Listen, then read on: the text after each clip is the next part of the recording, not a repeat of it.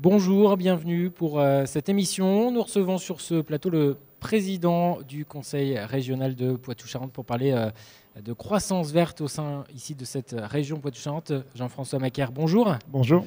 On est à quelques semaines d'un grand sommet mondial sur le climat qui aura lieu à Paris, la COP 21. Il y a vraiment une urgence à agir pour le climat. Oui, je crois que maintenant c'est largement connu et partagé. Il y a urgence. C'est un sujet mondial, ce qui explique à quelle échelle se passent les discussions. Et nous avons l'honneur, nous les Français, d'accueillir cette conférence qui, j'espère, permettra de faire avancer les choses. Mais ça se passe aussi au niveau local.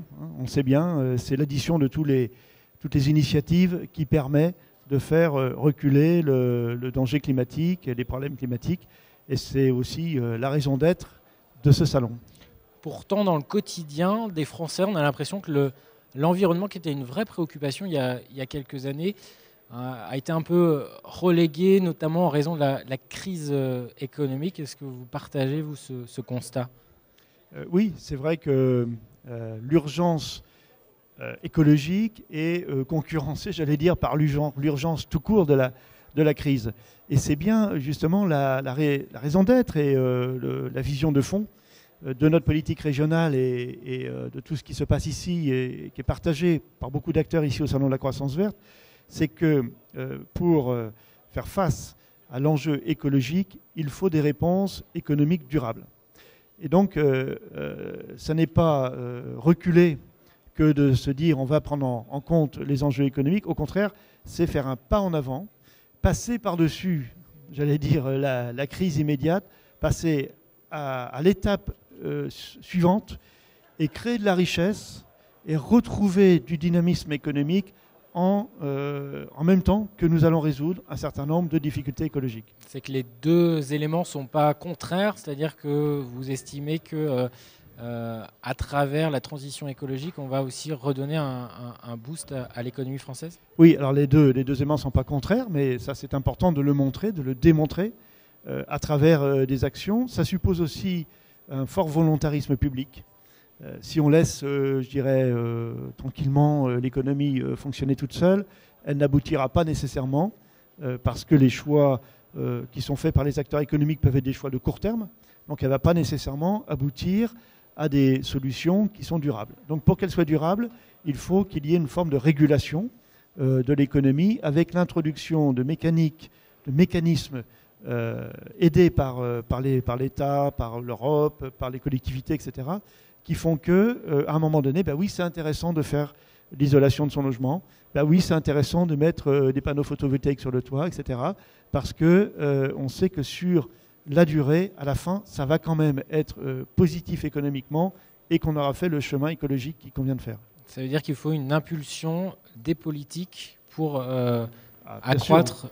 Oui, bien sûr. Ici, il faut une impulsion forte des politiques. Je crois que justement, aujourd'hui, l'écologie n'est plus vraiment un sujet clivant dans la population parce que tout le monde a conscience de l'enjeu. Par contre, ce qui est clivant, c'est est-ce que ça doit être fait d'une façon autoritaire ou est-ce que ça doit se faire d'une façon plus incitative ? Nous, ici en Poitou-Charentes, nous avons fait le choix de l'incitation. Et donc l'incitation, c'est des politiques publiques fortes, avec de l'investissement, avec de l'innovation. Si on reste dans la situation où on est aujourd'hui, si on ne passe pas un certain nombre de problèmes technologiques, par exemple, mais on voit bien que ces problèmes technologiques, on arrive à les surmonter parce qu'il y a un énorme travail qui est fait dans les universités, dans les laboratoires de recherche et dans les entreprises, comme on le voit ici autour de nous, qui fait que les gens dans ces entreprises arrivent à identifier des verrous ou des problèmes lourds et de proposer des solutions. Aujourd'hui, les trophées de la croissance verte, on a vu par exemple que la question des déplacements qui coûtent très cher et qui polluent peut être bien traitée par des solutions faisant appel aux technologies numériques qui font que quelqu'un qui devrait passer tout son temps en déplacement pourrait travailler différemment, se déplacer beaucoup moins.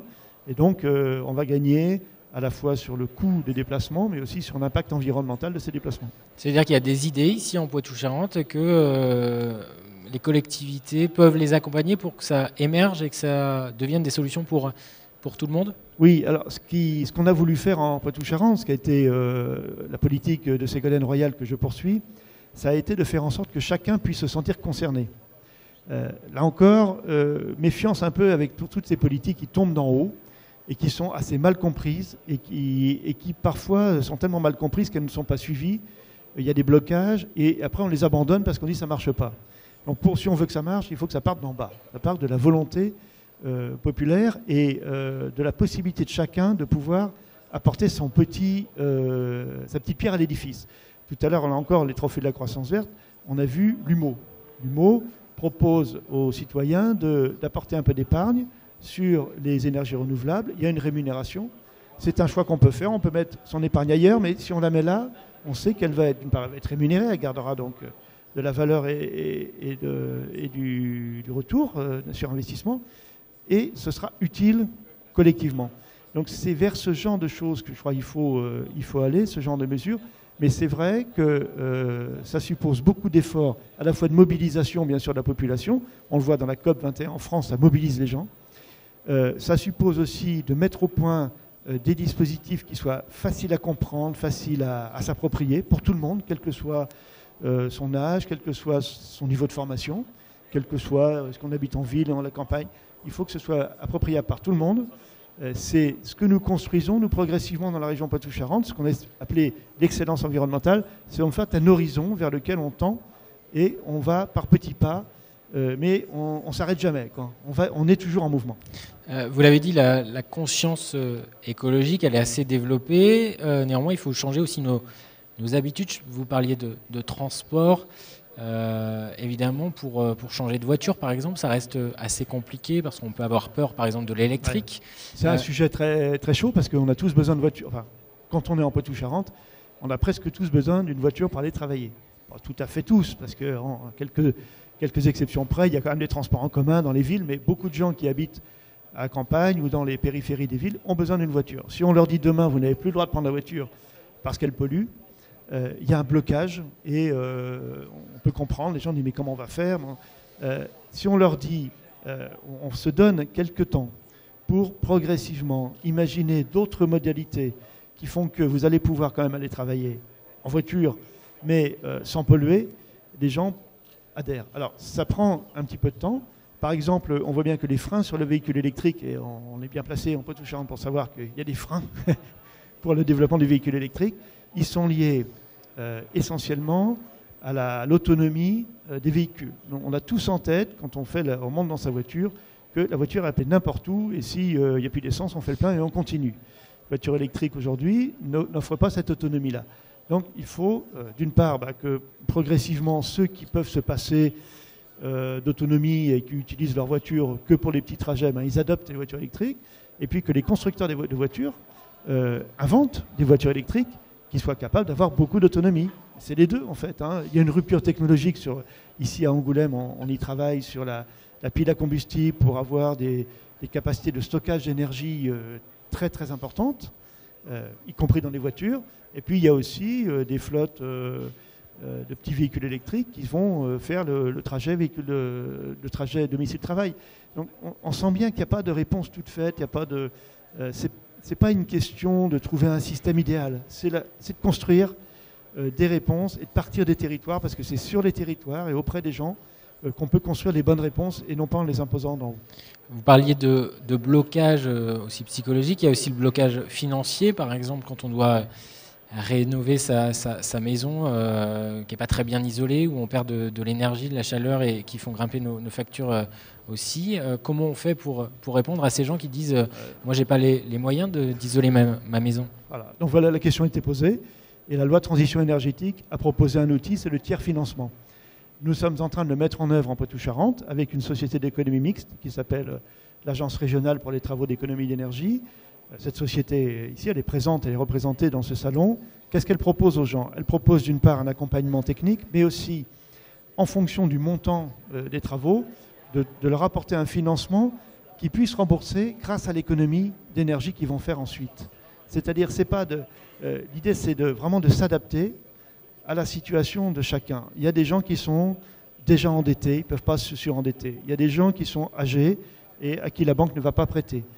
tous ces gens-là, ils sont souvent propriétaires malgré tout d'une maison, il faut qu'ils puissent trouver une solution financière. Là où le secteur bancaire ne peut pas le faire pour des raisons de règles qu'on connaît, eh bien, il faut qu'il y ait un outil public. Voilà, c'est le tiers financement que nous sommes en train de construire.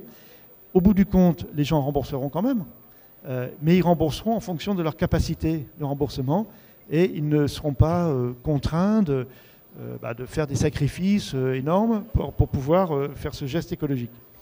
Il faut mobiliser tous les acteurs autour de cette transition énergétique. On a parlé des particuliers, on l'a vu aussi, il y a des entreprises innovantes. Il y a d'autres secteurs qui doivent aussi accompagner cette transition écologique. Je pense par exemple aux agriculteurs. Bien sûr, tous les métiers. Hein. L'INSEE évaluait il y a déjà 2 ou 3 ans le nombre d'emplois verdissants à 103 000 en Poitou-Charentes, c'est-à-dire à peu près 10% des emplois. On voit bien que tous les métiers, même dans le tertiaire, on parlait tout à l'heure de télétravail, ça concerne le tertiaire, mais il est impacté par la révolution écologique et la révolution numérique. Donc les agriculteurs aussi, ici sur le salon de la croissance verte, on voit des innovations dans le domaine des traitements agro-environnementaux. On demande aux agriculteurs de faire une culture respectueuse de l'environnement, donc de faire moins d'intrants, etc. À partir du moment où ils ont des outils puissants qui permettent de faire exactement ce qu'il faut et pas plus, d'optimiser le rendement sous contrainte des coûts, et non pas aller forcément vers le meilleur rendement, mais d'essayer d'avoir le rendement optimal par rapport à un coût de revient maîtrisé, eh ben, au bout du compte, on va avoir des agriculteurs qui vont gagner leur vie, ce qui me paraît évidemment le minimum, et aussi un modèle agricole qui va être écologiquement correct. Donc il y a des innovations technologiques, des innovations aussi dans l'organisation de la chaîne de production et de commercialisation. On parle beaucoup de circuit court. Le circuit court, c'est un moyen de sécuriser le prix, la valeur du travail d'un agriculteur ou d'un transformateur. Ce salon de la croissance verte, ici, il est labellisé COP21. Oui. C'était important de participer à ce sommet indirectement et à cet effort qui est mis en place autour par la France. Oui, bien sûr. Alors la région s'est impliquée dans la COP21.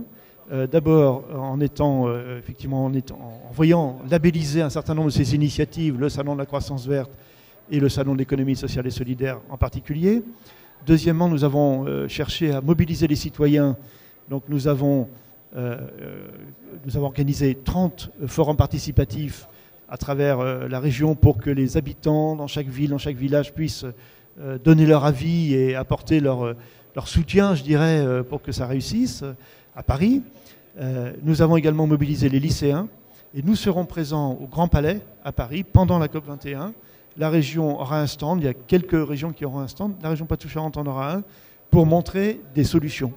Et parmi les différentes solutions qui sont ici à Angoulême, il y en aura quelques-unes qui seront présentées également au Grand Palais, parce que ce que la France veut montrer à tous les chefs d'État qui vont être réunis là, c'est qu'on ne demande pas un sacrifice aux États. Il ne faut pas rentrer dans cette logique qu'il faudrait faire un sacrifice, parce que très probablement, si on raisonne en termes de sacrifice, chacun des États finira par dire « mais moi je ne veux pas être sacrifié par rapport à l'autre, je ne veux pas être perdant par rapport à l'autre ». Il faut qu'on soit gagnant-gagnant.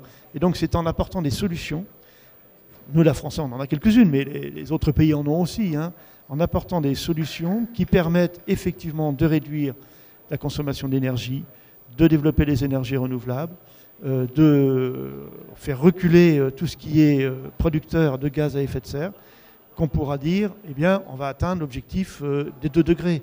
Ce n'est pas simplement par des déclarations. Il faut aussi que ça se concrétise dans un changement, et la partie solution-innovation est très importante. Est-ce qu'il n'y a pas quand même un risque de découragement quand on voit des grands pays qui ont du mal à s'engager pour l'environnement? On se dit que notre geste quotidien, par exemple de recyclage des déchets, il sert un peu à rien, ou en tout cas il est insignifiant à l'échelle de la planète. Ce qu'on constate dans les grands pays, c'est quand même qu'ils avancent plus vite que nous n'avons pas été les bons élèves jusqu'à présent. Le XXe siècle, c'est l'Occident qui a, je dirais, été le plus gaspilleur de ressources. Hein. L'Occident, c'est-à-dire l'Europe, les États-Unis, etc. Donc maintenant, on n'est pas forcément les mieux placés pour donner des leçons aux Chinois et aux Indiens. En même temps, eux, ils ont parfaitement conscience de la de la situation et ils vont assez vite, eux aussi. Donc il faut effectivement qu'on tienne compte à la fois de l'histoire, mais aussi de l'avenir et des objectifs. Moi, je crois qu'on ne peut pas de toute façon baisser les bras. Baisser les bras, ça veut dire laisser, je dirais, le problème, laisser des problèmes qui seront de moins en moins surmontables aux générations futures, à nos enfants, nos petits-enfants, déjà pour commencer, et ainsi de suite. Je crois que ça, c'est pas responsable. Un mot très important, je crois, par rapport à la question environnementale, c'est la responsabilité. Nous, notre génération a une responsabilité. On doit l'assumer. Alors, qu'on trouve les bonnes solutions pour l'assumer, qu'on cherche à rassembler plutôt qu'à diviser, qu'on cherche à trouver les bonnes solutions plutôt qu'à imposer des contraintes, évidemment, tout ça, ça va dans le bon sens. Mais ne rien faire, baisser les bras, ça serait dramatique parce que très rapidement, on serait dans des situations irréversibles. On sait que les situations irréversibles peuvent conduire non seulement à des catastrophes écologiques, mais aussi à des catastrophes humaines, à des conflits mondiaux. Donc il faut vraiment qu'on soit à la hauteur de cet enjeu. Moi, je suis très fier que notre pays soit l'hôte de la COP21. Et je suis très fier que la région Poitou-Charentes ait jusqu'à aujourd'hui montré un visage de volontarisme, avec des résultats, avec aussi des difficultés, je ne nie pas, mais avec un certain nombre de résultats qui sont, je dirais, le plus beau résultat, c'est d'avoir pu rassembler plusieurs milliers, plusieurs dizaines de milliers de nos concitoyens qui ont fait l'isolation de leur maison grâce à l'aide à l'isolation des toitures. Mais ça, c'est déjà un beau résultat. Ce n'est pas simplement d'avoir pris des décisions, mais c'est d'avoir vu que ces décisions, elles sont appropriées par les habitants, par les citoyens. Juste un dernier mot sur la grande région, puisque Poitou-Charentes va écrire une nouvelle page de son histoire avec Aquitaine et Limousin dans les prochains mois. Il y aura une grande façade atlantique, de La Rochelle jusqu'à Biarritz. Est-ce que ça aussi, c'est porteur d'espoir, notamment pour les énergies marines ?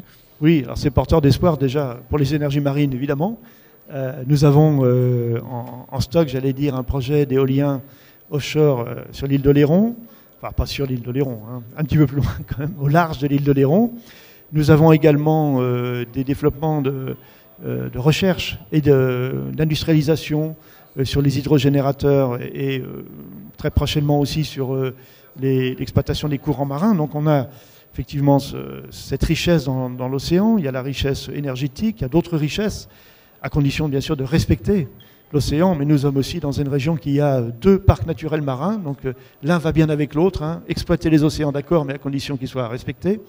Mais surtout, moi j'attends de cette nouvelle région qu'elle soit le porte-drapeau d'une vision d'avenir qui concilie l'économie et l'écologie. Je crois qu'on est plutôt pas mal placé parce qu'on a un grand espace naturel protégé, 5 parcs naturels régionaux, un parc naturel national et un parc naturel régional en préparation. Nous avons aussi un espace agricole de qualité avec beaucoup d'indications géographiques protégées, ce qui veut dire que notre production a une certaine valeur dans son exportation, dans son image. Nous avons bien évidemment la volonté de devenir un territoire à énergie positive au niveau de l'ensemble de la région. Donc tout ça, ça concourt à dire que cette région, elle va avoir un sens. On va lui donner un sens, c'est d'être un territoire de progrès économique et aussi de progrès écologique et donc de pérennité de la vie sur ce territoire pour ceux qui nous succéderont, pour nos enfants et nos petits-enfants. Merci Jean-François Macaire d'avoir participé à cette émission, d'avoir parlé ici de la croissance verte en région Poitou-Charentes.